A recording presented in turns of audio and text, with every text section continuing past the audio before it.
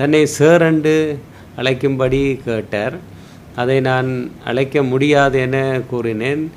உங்களை கௌரவ பாராளுமன்ற உறுப்பினர் என அழைக்க முடியும் என கூறினேன். Now at this point you are supposed to call me sir whether you like it or not. Hello, இங்கே வேற ஹானரபிள் அர்ஜுனா என்ற நேம்ல வந்து இங்க ட்ரபிள் பண்ற டைரக்டர் ரூம்ல செக்யூரிட்டி போலீஸ் ஒரு கிளாக்ல விட்டுட்டு இதுக்கு ஒரு சொல்யூஷன் வேணும். இதுக்குள்ள வந்து சார் என்று கூப்பிட சொல்லி கேக்குறேன். You are supposed to call me sir. I am a member of parliament. No. I know many sir. I can't go. Yazhpanam போதனா வைத்தியசாலை எப்போதும் சுறுசுறுப்பாக ஆயிரக்கணக்கானவர்களுக்கு சிகிச்சை அளிக்கின்ற நிலையம். நேற்றைய தினம் குறிப்பிட்ட பாராளுமன்ற உறுப்பினர் எமது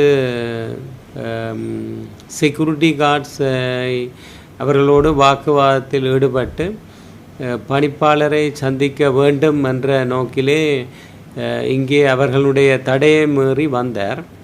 நான் அவர் வந்து எனக்கு முன்னால் இருக்கையில் இருந்ததும் அவரிடம் நான் கேட்டேன், நீங்கள் வருவதாயின் தயவு செய்து அனுமதி ஒன்றை பெற்றே வர வேண்டும், ஏனெனில் இங்கு வைத்தியசாலைகளுடைய முக்கிய கடமைகள் இருக்கின்றன.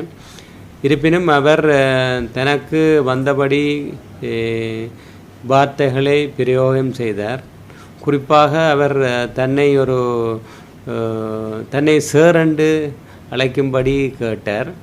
அதை நான் அழைக்க முடியாது என கூறினேன். உங்களை கௌரவ பாராளுமன்ற உறுப்பினர் என அழைக்க முடியும் என கூறினேன். பின்னர் அவர் என்னை இந்த கடமையிலிருந்து நீக்கப் போவதாக கூறினார். நான் அதையும் நீங்கள் இயலுமாயின் செய்து பாருங்கள் என்று கூறினேன். பின்னர் என்னை பாராளுமன்றம் அழைத்து பாராளுமன்றத்தையும் காட்டி அங்கே கேள்வி கேட்கப் போவதாகவும் கூறினார். பின்னர் என்னை வெளிநாட்டுக்கு தப்பி ஓடும்படி கூறினார்.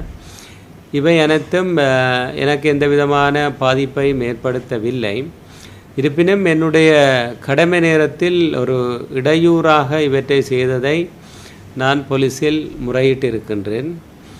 அவர் ஒரு தனிநபராக அல்லாது அவர் கௌரவ பாராளுமன்ற உறுப்பினராக வந்ததன் காரணமாக இந்த வைத்தியசாலை காவலாளிகள், போலீஸ் உத்தியோகத்தர்கள், ஏனையவர்கள் அவரை கௌரவமான முறையில் நடாத்தி அவரை அனுப்பி வைத்தார்கள்.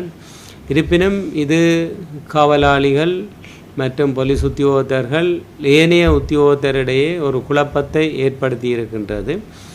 எதிர்வரும் காலங்களில் இவ்வாறான நபர்கள் எவரையும் நாங்கள் உள்ளே அனுமதிக்க மாட்டோம் என்பதை தெரியப்படுத்துகின்றோம்.